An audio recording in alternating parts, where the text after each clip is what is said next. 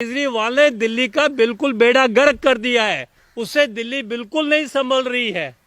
वो तो सिर्फ पब्लिक को बेवकूफ बनाने के लिए पिछली बार उसने फ्री में वाईफाई दिया था, फ्री में बिजली दे रहा था, फ्री में बिजली दिया, पानी दिया है। क्या एक सीएम का यही तरीका होता है काम करने का? जिस सीएम को ये नहीं मालूम, एक क्लोज इंडोर मीटिंग हो रही है पीएम के साथ to discuss the important formalities है कि किस तरह से हम इस प्रॉब्लम को ओवरकम करें, उसको वहां बैठ करके पब्लिकली लाइव कर रहा है सब अपने उसको। फिर कहता है मुझे नहीं मालूम था ये ऑफेंस, ऐसा नहीं करना चाहिए। अरे तू एक आईआरएस रहा है, इतनी बड़ी पोस्ट तूने इनकम टैक्स डिपार्टमेंट में होल्ड कर रखी है, और तू एक सीएम है, तुझे कुछ नहीं पता क्या? सर, दिल्ली में जिस तरीके से ऑक्सीजन को लेकर जिस तरीके से हालात बने हुए हैं, तो उन्हीं सारी चीजों को लेकर आज दिल्ली हाई कोर्ट की तरफ से दिल्ली के मुख्यमंत्री अरविंद केजरीवाल को काफी ज्यादा लताड़ लगाई गई है। और हाई कोर्ट की तरफ से ये भी कहा गया कि जिस तरीके से राज्य सरकार यानी कि अरविंद केजरीवाल की तरफ से केंद्र सरकार को जिम्मेदार ठहराया जा सकता है, तो ये भी गलत है। और इनसे इनकी जिम्मेदारियां भी पूछी कि आखिरकार आपने क्या किया। तो आप ये जो आज फैसला आया है हाई कोर्ट की तरफ से, इन सारी चीजों को लेकर क्या देखते हो सर, क्या समझते हो इन सारी चीजों को लेकर जो भी आज फैसला दिया है हाई कोर्ट की तरफ से अरविंद केजरीवाल को लेकर?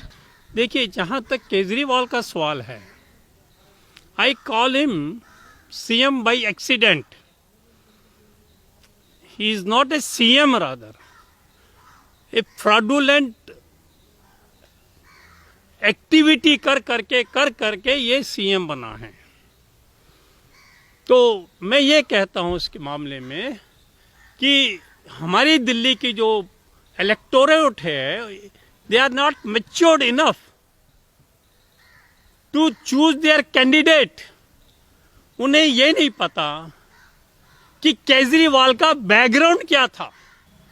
ये जब अन्ना हजारे थे, इन्होंने इंडिया अगेंस्ट करप्शन नाम की एक एनजीओ बना रखी थी, और एक इनका पूरा एक ग्रुप बना हुआ था जिसमें आपका ये मनीष सिसोदिया भी थे, और बल्कि इनके पूरा आशुतोष वगैरह जो थे, पूरा गैंग था इनका 8-10 आदमी का। इन्होंने बाहर से फंडिंग लेकर के आए, और इतनी फंडिंग लाए कि इनका पूरा का पूरा ऐश और आराम की जिंदगी जी रहे थे लोग ये।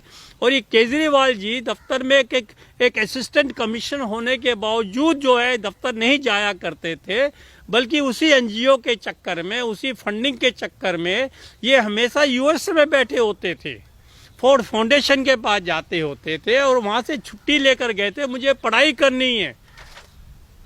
तो ऐसे आदमी जो झूठ बोल करके, जब डिपार्टमेंट को इस चीज का पता लगा, उन्होंने इसको मेमो इशू किया, तो इन्होंने रिजाइन कर दिया।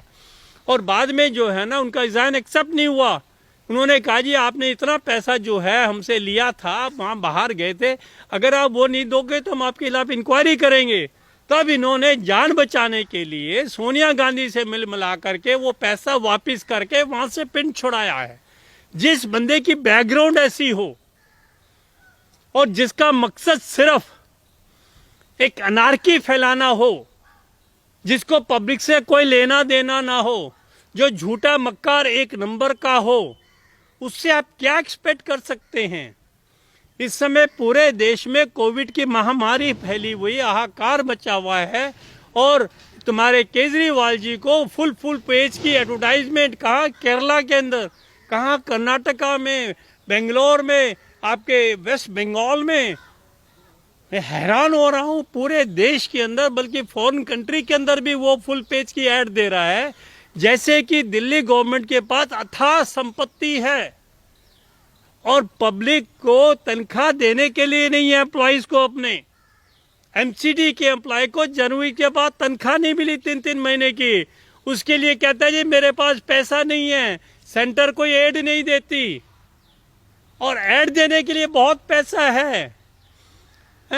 और एक अगर तेरे पास ऑक्सीजन की कमी थी तो तूने कौन सा एफर्ट्स करे ये बता दे। तूने कौन सा होमवर्क किया, तूने कौन से हाथ पैर चलाए अपने, तूने कौन सा अपना अफसरों को बोला भैया ठीक है तुम पॉसिबिलिटी फाइंड आउट करो जी, हम कैसे इसकी पूर्ति को कर सकते हैं, कैसे नंबर ऑफ केसेस का रिड्यूस कर सकते हैं, हम लोग कैसे कंट्रोल करके इंश्योर कर सकते हैं कि गैस जो है oxygen gas should be given to a person who really inquire it.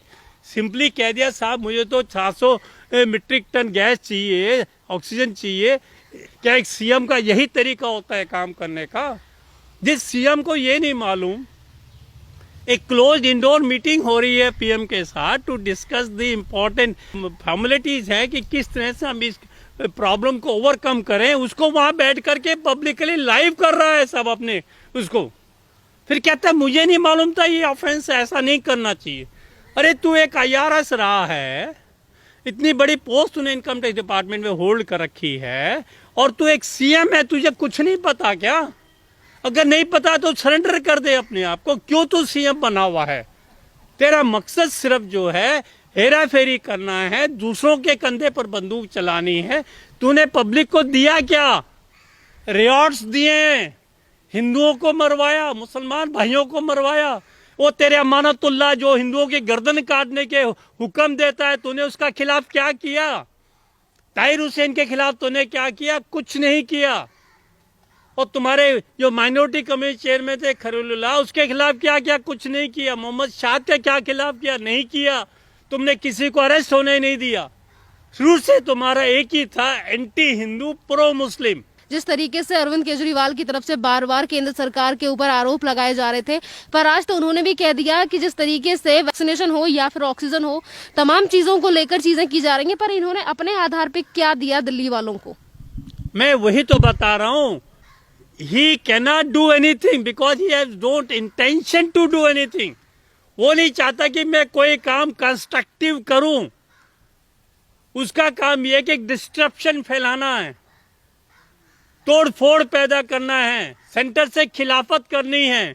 और जो तुमको दे रहा है गैस, तुम उसको बदनाम कर रहे हो पब्लिकली कि भैया मैं कुछ नहीं कर सकता, मोदी जी ऑक्सीजन नहीं दे रहे इसलिए आप लोग मर रहे हैं।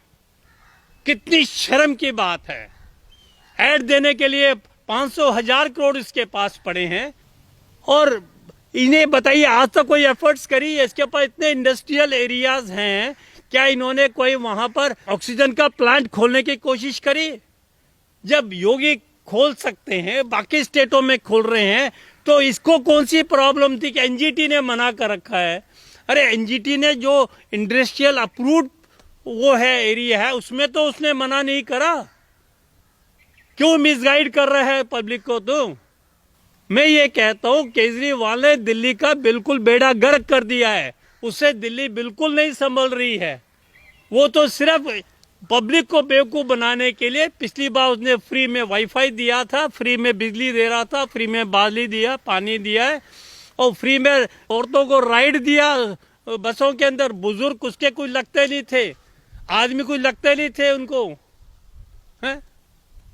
ऐसी ऐसी हरकतें करके वो इलेक्शन जीत करके आया, और जाकर के मस्जिदों के अंदर मत्था टेक रहा था और हिंदुओं के खिलाफ मना कर रहा था। उसने हनुमान मंदिर तोड़वा दिया। जब उसके बाद रिलीज कमेटी बनी हुई तो उन्होंने क्यों नहीं कहा कि नहीं साहब ये मंदिर नहीं टूटना चाहिए?